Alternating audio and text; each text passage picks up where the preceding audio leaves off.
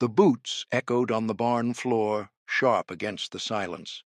The Japanese comfort girls, what remained of them, stood frozen as the cowboy tipped his hat and said, "Cue up, girls." Their bodies tensed. Back in Japan, that phrase came before the worst, before pain, before shame. But this wasn't Japan. This was Texas. They obeyed. One by one they stepped forward, not knowing what awaited. A row of chairs, a cotton sheet hung for privacy, a line of cowboys standing beside, a table filled with brushes, combs, basins of hot water, and bottles of something that shimmered in the sunlight. Shampoo. The girls looked at one another, confusion widening in their eyes. A cowboy crouched beside the first girl, dipped the comb in water, and gently parted her tangled hair. No leering, no commands, just quiet care.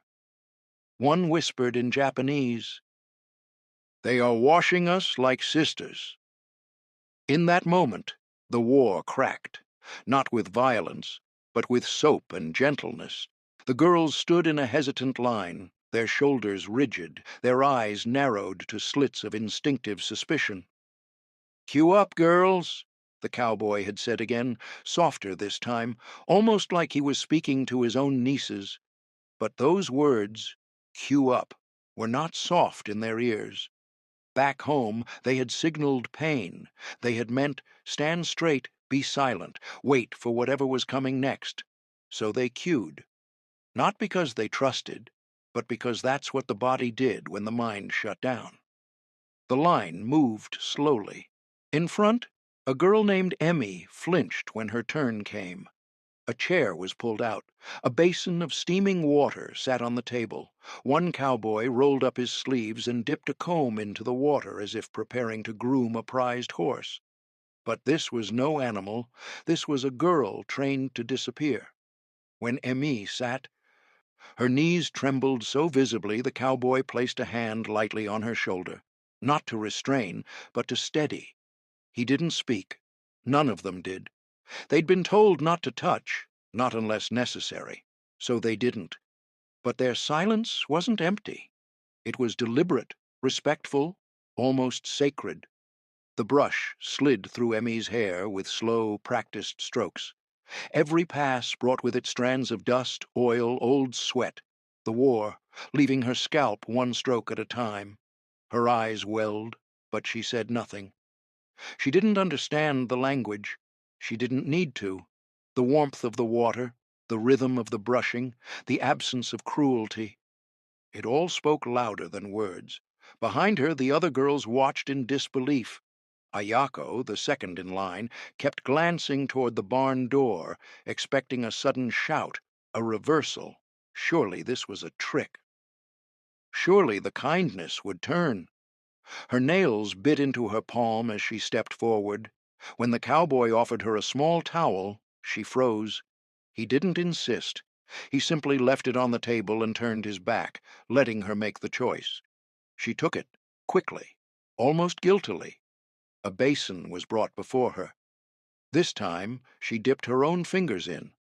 The water was hot and smelled faintly of something floral. Not perfume, something humbler. She didn't have a word for it, but it reminded her of her mother's hands after washing clothes in the river years ago.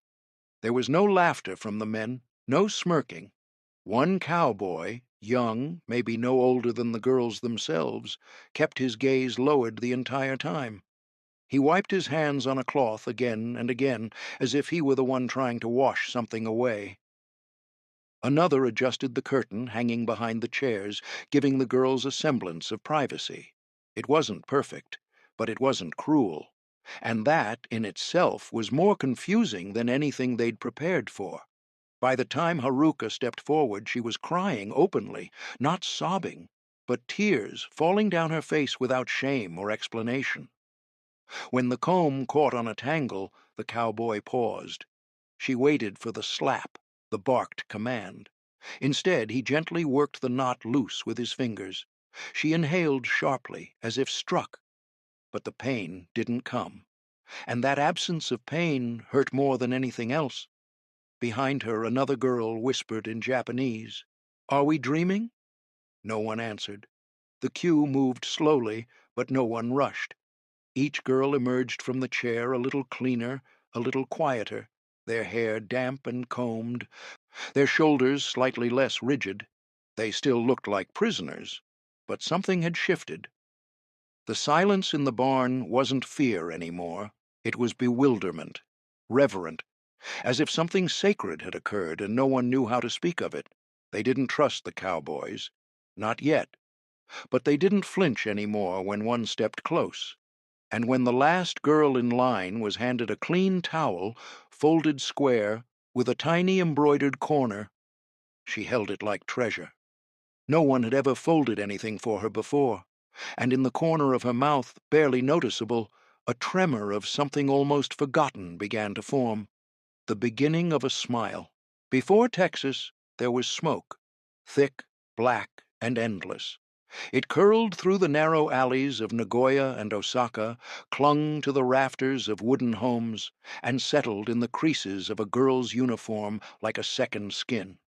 The girls who now stood in line for warm water had once stood for something else, something darker. Back then, they had worn the khaki of Teishintai volunteers, though the word volunteer had little meaning. You didn't refuse a military official. You nodded, you bowed, you followed orders. That's how the war swallowed you, not in a roar, but in quiet obedience. Yuriko remembered the day the officer came. She was 15. Her mother had hidden in the kitchen, hands shaking too much to offer tea. Yuriko had stepped forward, her hair tied tight, her face blank. "For the Emperor," he said. "For honor." She nodded. What else could she do? A week later, she was sent to a field hospital near Manila. There, she learned how to smile on command, how to bite her tongue until it bled, how to disappear when the door opened. The comfort stations were rarely buildings. Often they were tents or basements, shadows made of canvas or cement. The girls slept in corners. When they cried, they did it into the pillow. When they bled, they were given rags. When they begged to stop, they were told to endure. Endurance was the only virtue left. They weren't allowed mirrors. Names were forgotten. They were Girl Number 3, or simply You. Even their handwriting, once practiced in calligraphy books back home, grew shaky, useless. What use was poetry when no one cared if you lived? And above it all, like a radio that never turned off, came the voice of propaganda. "Americans are beasts," the officers said. "They will not take you prisoner. They will not show mercy." Pamphlets were distributed showing drawings of American soldiers with animal faces. One girl named Keiko believed every word. Her brother had died in the Pacific. Her father had stopped speaking after Tokyo burned. She believed in revenge, until her first day at the station. Then belief turned to numbness. By the time the war began to collapse, the girls had stopped dreaming. The sirens didn't scare them anymore. The bombs were almost a relief. At least they meant change. It was during one of those raids that the orders came. Surrender. The Emperor himself had spoken, his voice crackling through a broken loudspeaker. "Endure the unendurable." Some girls thought it was a trick. Others wept because it wasn't. In the days that followed, the girls were gathered up, not by the enemy, but by their own, herded like livestock, loaded onto trucks without explanation. Then came the ships, rust-stained, groaning vessels that smelled of diesel and salt. They expected to be thrown into cargo holds. Instead, they were shown rows of bunks, given trays with bread, meat, water that didn't taste like rust. No one spoke to them, but no one beat them either. That silence was a new kind of disorientation. Miyako, who had not cried in over 2 years, stared at the bread in her hands until her fingers cramped. She didn't eat, not that day, not until she watched one of the others eat and not die. Only then did she taste it, and with it came a flood of guilt so strong she vomited behind a bulkhead. The sea stretched endlessly. The girls huddled below deck, saying little. A few murmured prayers, others stared at their knees. They did not know where they were going. America? It wasn't a country to them. It was a monster, a myth, a void. But the truth was, they were empty already. And when the Texas wind touched their skin for the first time, it didn't feel like arrival. It felt like exile from everything they had ever been told, because the war hadn't ended for them. It had only changed its face. The ship didn't smell like blood. That was the first impossibility. The girls, packed tightly in the lower deck, waited for the stench of sweat, of rot, of old pain. But instead, they smelled salt and iron and something oddly clean. They waited for the barked orders, the shove of boots, the fists behind clipped commands. But the men, American sailors with rolled sleeves and sunburnt necks, barely looked at them. When they did, it was with something that felt more like indifference than hatred, and somehow that stung worse. Hatred meant you were still a threat. Indifference meant you didn't matter. Each girl was handed a tray, no shouting, no slaps, just trays. On them, a boiled egg, a roll, a slice of orange. It was a meal more complete than anything they had eaten in months. Yuri held hers like it might explode. The egg steamed faintly in the cold air of the hold. She stared at it for what might have been 40 minutes, unmoving, as the others sat beside her in silence. She had once peeled an egg for her younger brother during a spring picnic before the war. The memory rose uninvited, bringing with it a sting behind her eyes that had nothing to do with hunger. When she finally ate, it wasn't out of trust. It was surrender of a different kind, to the possibility that something was wrong with the world she'd been built to believe in. The beds were stacked steel frames with canvas slings, no straw, no dirt floor, thin, scratchy blankets, but real ones, folded and waiting. They were told nothing, not where they were going, not why, not when. The girls still whispered in the dark, words clinging to the air like fog. One whispered, "They're fattening us for something." Another nodded, "They'll wait until we're clean, then they'll show their true faces." The belief had been hammered too deep to dislodge overnight. Even decency was seen as a trick, and yet each small gesture unraveled a thread. A medic, checking temperatures, handed back the thermometer with 2 hands. A gesture of respect in Japanese culture. He didn't know, but one girl noticed. Another was handed a cup of water, and the sailor looked away as she drank, not staring like the officers had back home. That privacy, so small, so meaningless to the man, struck like lightning through her spine. Still, their names were gone. Upon boarding, they were registered not as individuals, but as cargo. Tags were tied to their wrists with numbers. The Americans called them in English. 086, one said, motioning for a girl to follow.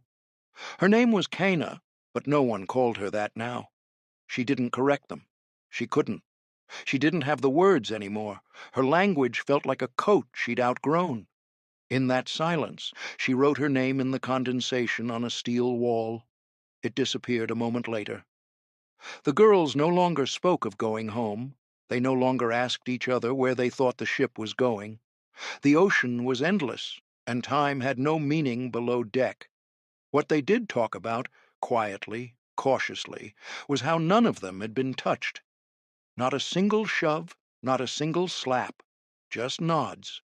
Orders, yes, but orders without venom. One girl said she'd been given a pencil. Another said a sailor had returned her dropped scarf. These weren't acts of affection, but they were proof of something even stranger. Restraint. The girls didn't understand it, and that was the beginning of the break. Not a loud one, a quiet, internal rupture. If the Americans weren't beasts, then what were they? And if kindness was possible, what else had been a lie? That question hovered like smoke, drifting through the hull, settling beneath their skin. No one said it aloud, but no one could stop feeling it, not even in sleep.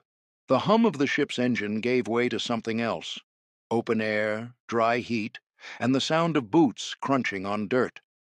When the girls were led off the buses and into the Texas camp, they didn't see cages, they didn't hear shouting. There were no barking dogs, no towers manned with machine guns, only the long shadows of wooden barns, the wide sweep of barbed wire stretched lazily along a fence line, and the occasional snort of a horse from somewhere unseen. The sky arched high and empty above them, cloudless and too blue, like a ceiling scrubbed clean of history. The war had colored everything in ash and gray. This was color.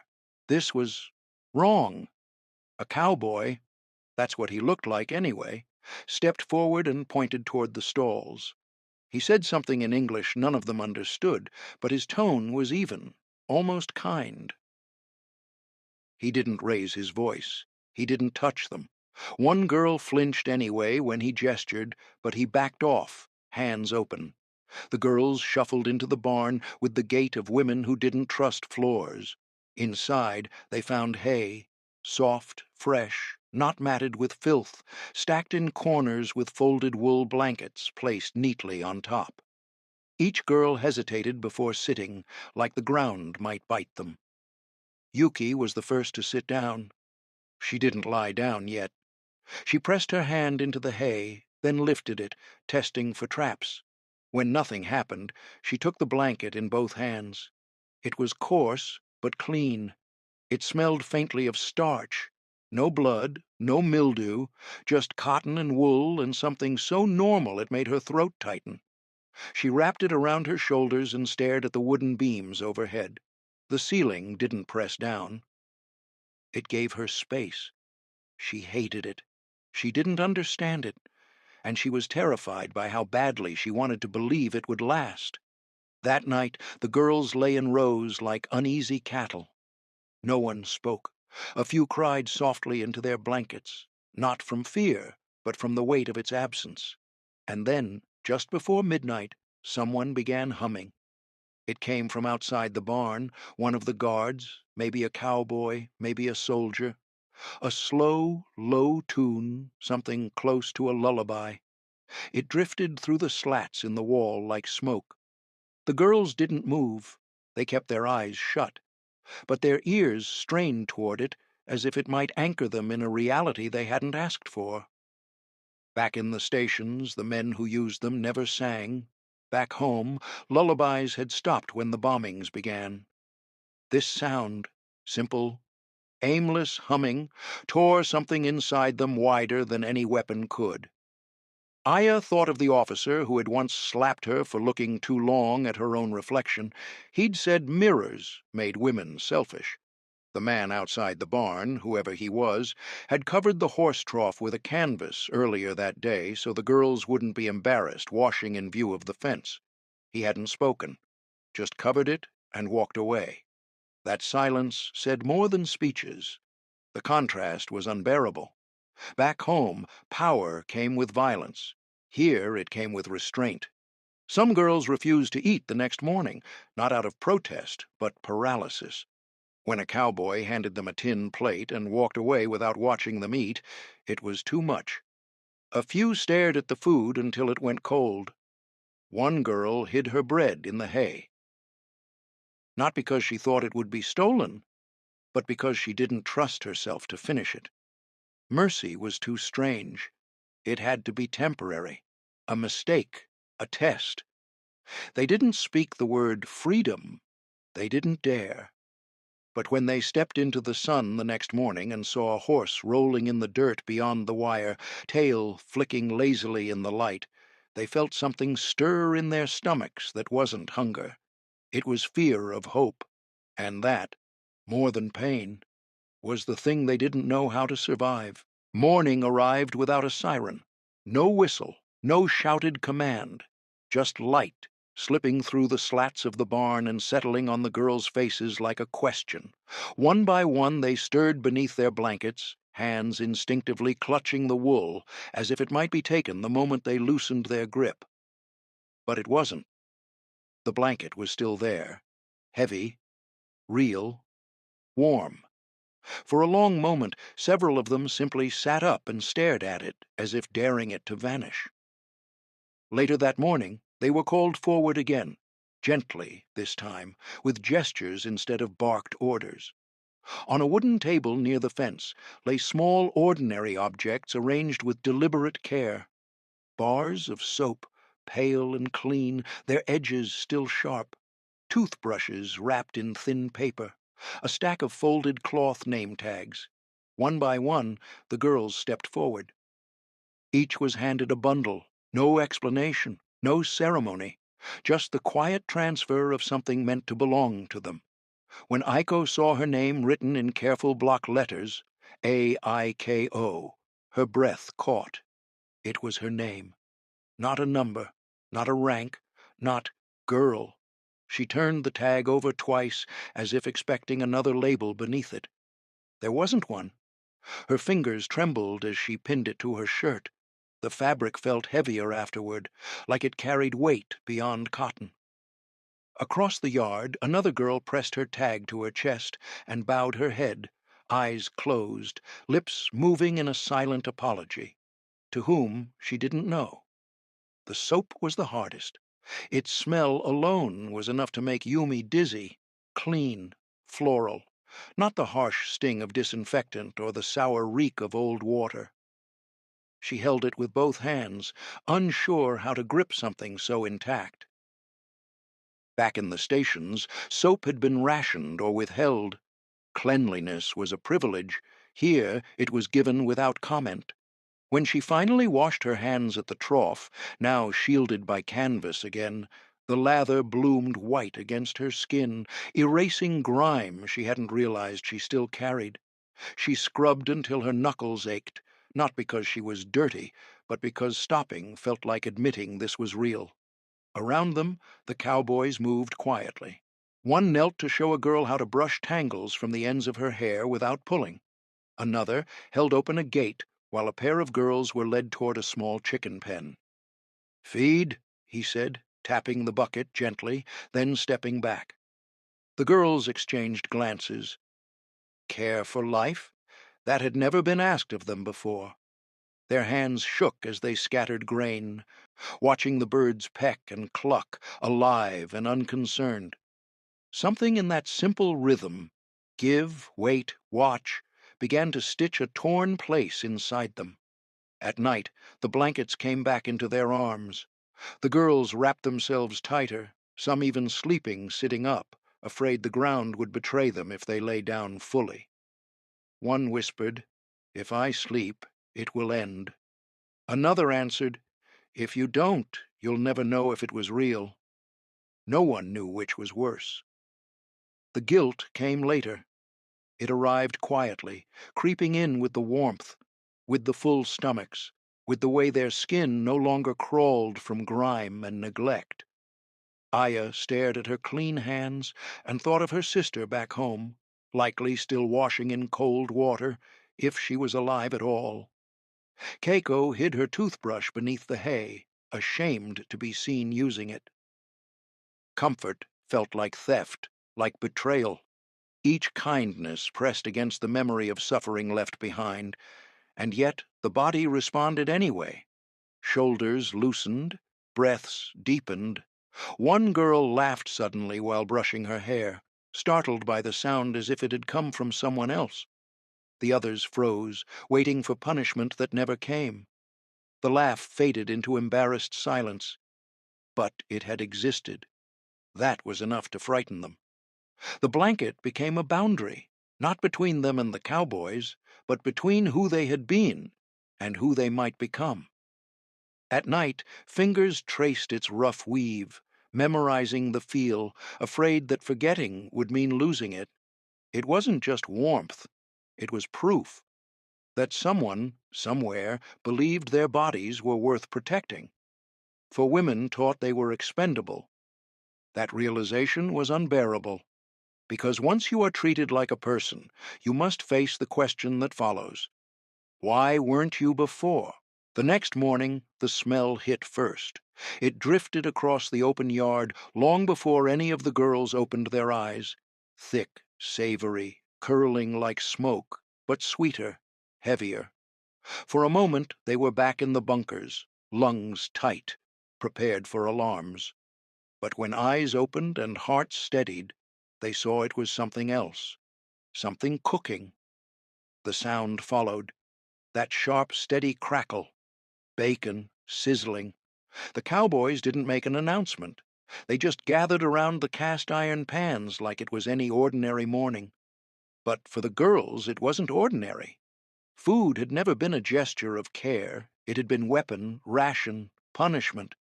Here, though, plates were handed out, not thrown. Spoons set down, not slammed. No barking, no counting. Just a quiet rhythm of breakfast in the making. At first, no one moved. Then, slowly, Aiko approached. A plate was passed to her. 2 eggs, 1 slice of bread, and a thick strip of bacon still gleaming with grease.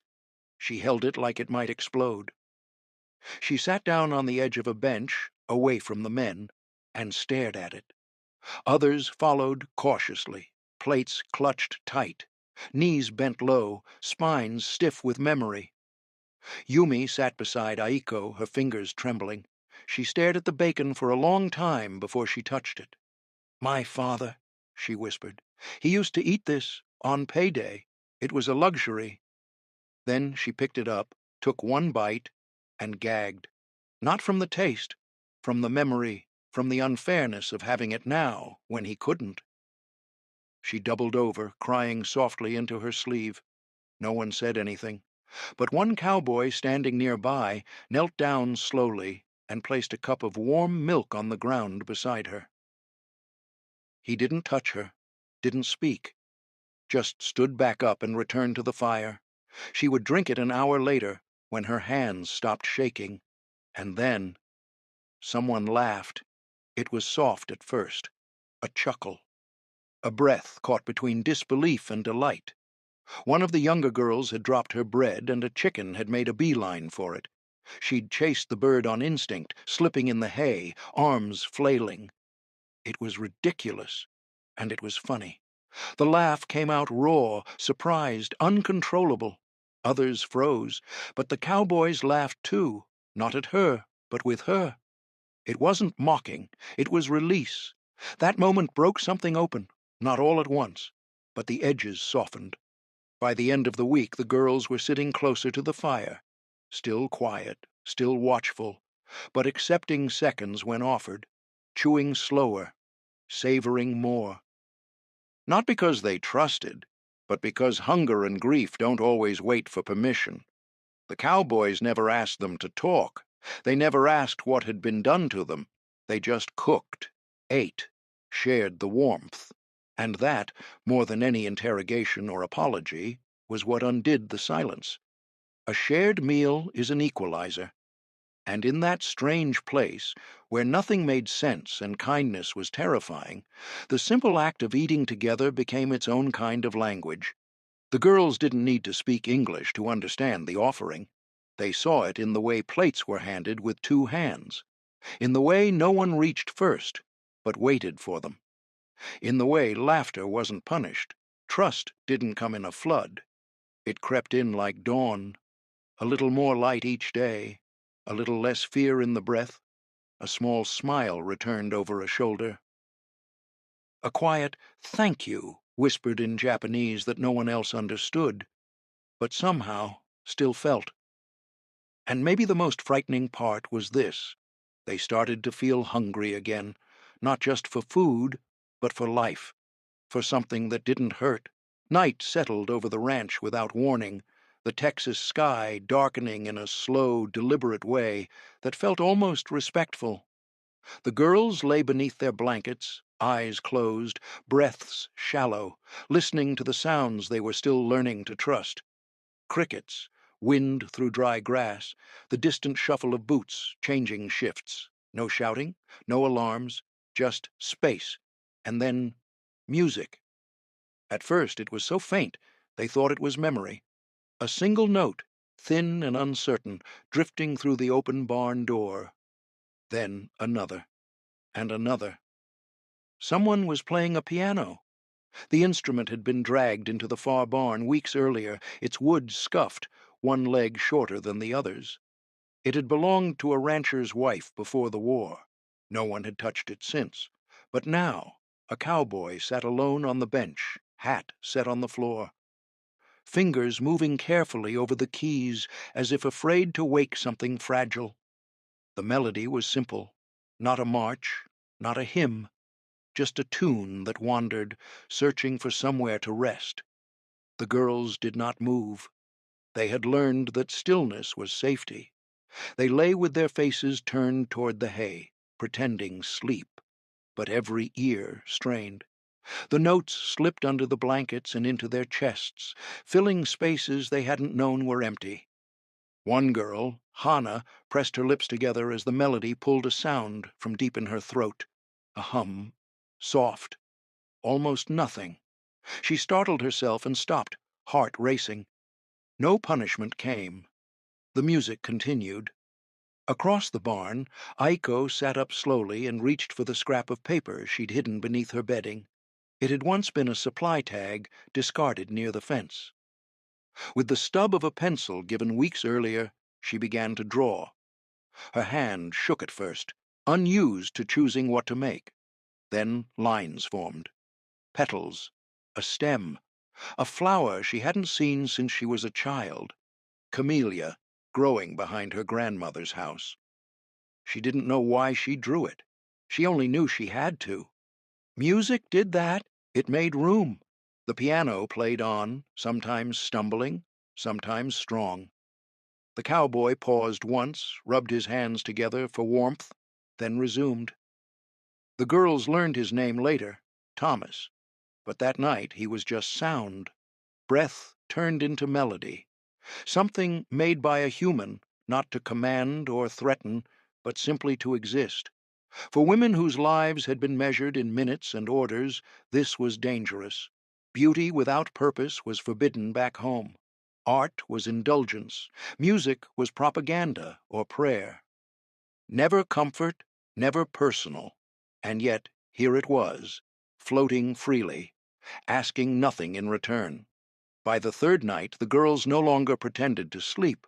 They sat with their blankets wrapped tight, backs against the barn wall, watching shadows move as Thomas played. No one told them to stop. One girl closed her eyes and imagined she was somewhere else, not Japan, not Texas, just a place where sound could exist without fear. Small changes followed. Someone began to hum during chores. Another girl traced patterns in the dirt with a stick while feeding the chickens. Words returned slowly, first in whispers, then in half-formed thoughts. One girl wrote her name again, this time on paper. Another practiced writing English letters she'd seen on a crate. The letters looked wrong, clumsy, but they were hers. They didn't talk about the music. Not directly, but when it played, shoulders lowered, breathing slowed, the body remembered what it felt like to exist without bracing for impact. That was the true danger. Not that they would forget the war, but that they would remember themselves. One night, as the final notes faded, the barn was silent. No applause, no words, just a shared stillness heavy with things unsaid. Thomas stood, picked up his hat, and left without looking back. The girls remained seated long after the door closed. Yumi pressed her hand to her chest and felt something unfamiliar there. Not fear, not hunger. Something gentler, something unfinished. For years, survival had been the only goal. Wake up, endure, repeat. But now, beneath a Texas sky, with music still echoing in their bones, another thought surfaced. Quiet, terrifying, and full of possibility. What if they were more than what had been done to them? What if they were still someone? The permission came quietly, almost carelessly, which somehow made it heavier. A cowboy set a small stack of paper on the table near the fence. Beside it, a tin cup filled with pencils worn down to blunt stubs. He tapped the paper once, then pointed toward the barracks and said a single word slowly, as if testing it in his mouth. "Right." Then he walked away. For a long moment no one moved. Writing home had been forbidden. Letters were censored, destroyed, or twisted into evidence. Words had been dangerous once. Words could betray you, your family, your unit. Words could be used to punish. The girls stared at the paper as if it were another test. Some backed away. Others folded their arms tightly, afraid that touching it would make something irreversible happen. Aiko was the first to step forward. She picked up a sheet, held it between both hands, and felt how thin it was, how fragile. She sat on the edge of a crate, pencil hovering above the page, heart pounding harder than it ever had during inspections. What could she say? That she was alive? That felt like a lie. Parts of her were still buried in smoke and silence. That she was treated kindly? That felt like betrayal. That the enemy fed her bacon and brushed her hair and played piano at night? No one back home would believe that. Maybe she didn't believe it herself. Around her, others reacted in their own ways. One girl burst into tears the moment she touched the paper, sobbing into it as if it were already a letter, soaked through with grief. Another stared at the blank page until her hands shook, then set it down untouched, unable to begin. Writing meant remembering. Writing meant choosing truth over survival. Aiko lowered the pencil and wrote her name at the top. Slowly, carefully, each letter deliberate. She hadn't written it in years. Seeing it there, whole, unbroken, made her chest ache. Below it, she paused again. The silence around her was thick, reverent. No guards hovered. No one watched over shoulders. The act was hers alone. She wrote one sentence. "I am safe." Nothing more. The words looked small, inadequate, almost childish. But they were true, and that truth, simple as it was, felt like rebellion. Others followed. Yumi wrote about the food, then crossed it out. She wrote about the blankets, then crossed that out too. Finally, she wrote, "They do not hurt us." Her hand shook as she underlined it twice. Hana drew a small flower at the bottom of her page instead of words. Afraid language would fail her. Keiko wrote a letter meant for no one. A confession of things she had never said aloud, folded and hidden beneath her mattress. The paper absorbed more than ink. It took grief, guilt, relief, and confusion all at once. Writing didn't erase the past. It gave it shape. It turned noise into something that could be held. They were told the letters might never leave the camp, that they could be delayed, rid, stopped. No promises were made. Strangely, that made it easier. The girls were not writing to be heard. They were writing to remember who they were before survival had stripped them bare. That afternoon, the camp felt different. No visible change, same fences, same routines, but inside the women, something had shifted. A belief they hadn't named had begun to crack. If the enemy allowed words, if they allowed truth, then maybe the world was not as simple as they'd been taught. Maybe cruelty wasn't inevitable. Maybe dignity could exist without permission from an empire. None of them spoke about it.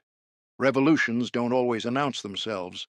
Sometimes they arrive quietly, in pencil marks and folded paper, in the dangerous act of admitting, even privately, that you are alive. That night, the girls tucked their letters away, some beneath blankets, some inside shoes, some pressed flat against their hearts. Whether the letters were ever sent no longer mattered. The writing had already done its work. Because once you put words to paper, you can't pretend you are nothing. Are you finding this story as powerful as we do? If so, please like the video and drop a comment below telling us where in the world you're watching from. We'd love to hear your thoughts. That morning, Aiko didn't eat. She sat beneath the old pecan tree just outside the barn, knees tucked to her chest, her blanket wrapped loosely around her shoulders, even though the Texas sun was already climbing. She stared at the dry dirt, eyes distant, almost glassy. When one of the younger girls approached with a piece of cornbread and offered it silently, Aiko looked up and whispered a question that cracked the world open for all of them. If the Americans are not monsters, then what were we taught?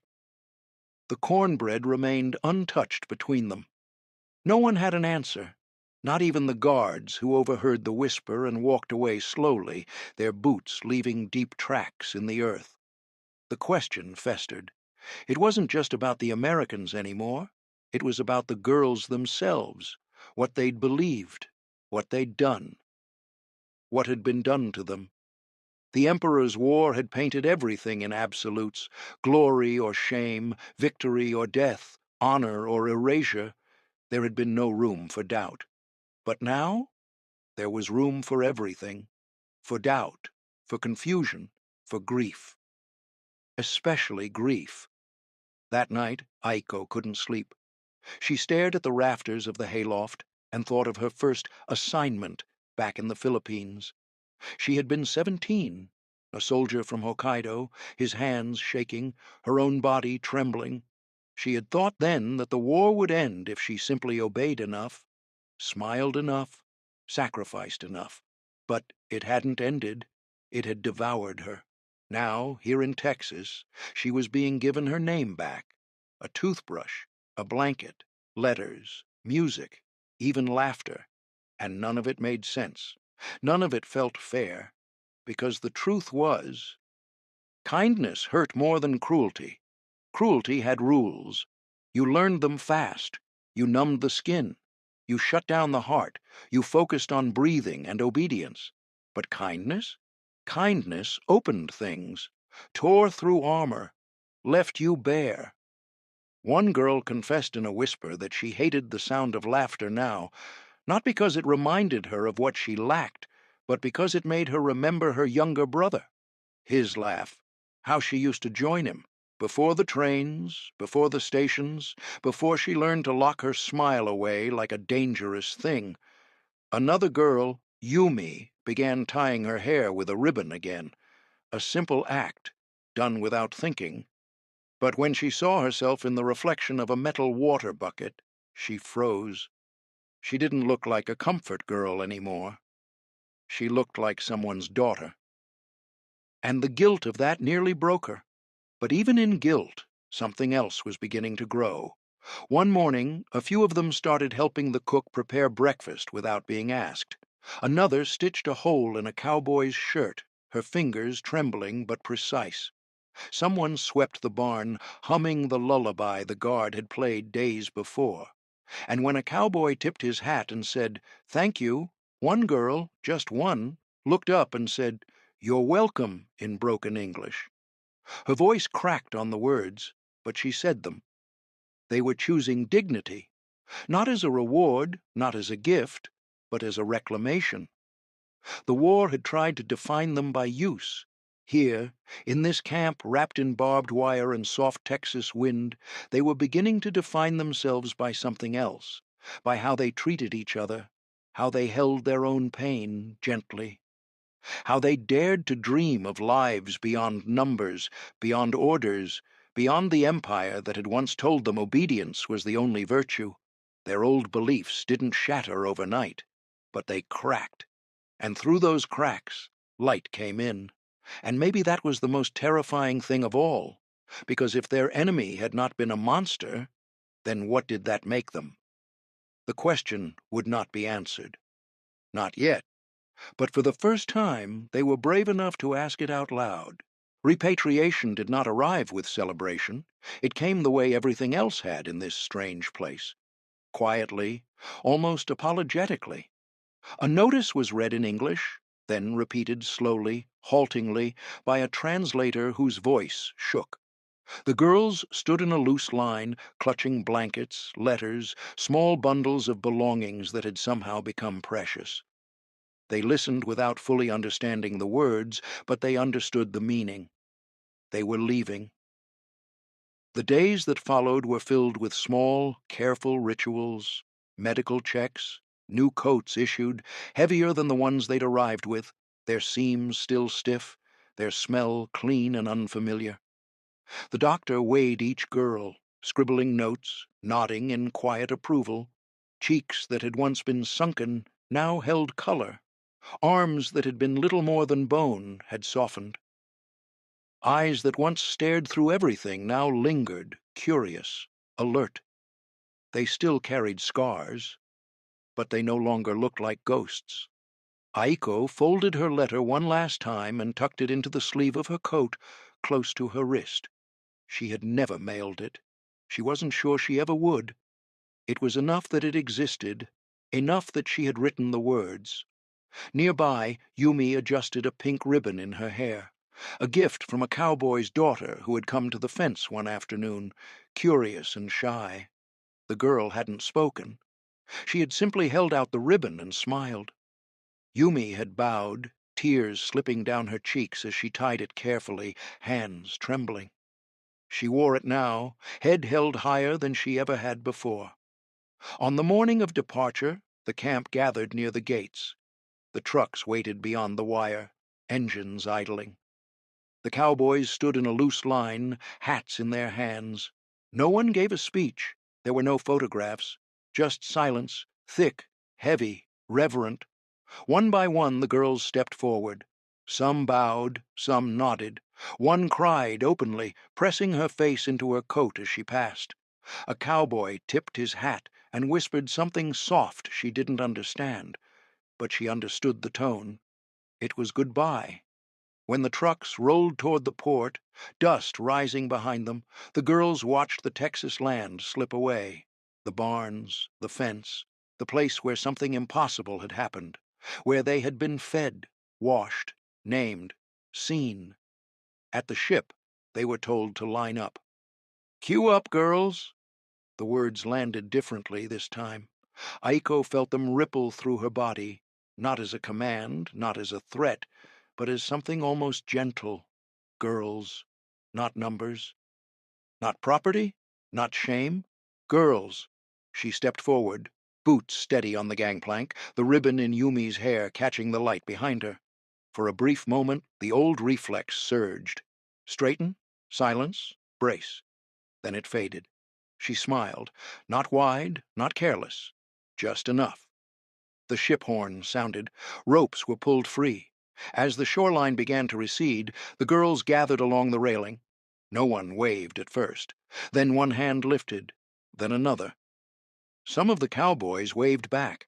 One wiped his eyes with the back of his sleeve and looked away quickly, embarrassed by the gesture. The ocean stretched ahead, endless and uncertain. Home waited on the other side, or something like it. They knew it would not be easy. They would return to a country broken by war, weighed down by silence and shame. They would not be welcomed as heroes. Some might not be welcomed at all, but they were returning changed, not healed, not whole, but awake. They carried questions now instead of slogans, memories instead of obedience, the knowledge that kindness could exist where cruelty had been promised, that dignity could survive even after everything else was stripped away. As the ship moved forward, Aiko reached into her sleeve and touched the folded paper there, just to make sure it was still real. Then she looked out at the water, at the wide sky above it, and breathed deeply. She did not know who she would be when she returned, but she knew one thing. She would never again believe that she was nothing. If this story moved you, please like the video and tell us in the comments where you're watching from. And thank you for remembering a piece of history the world nearly forgot.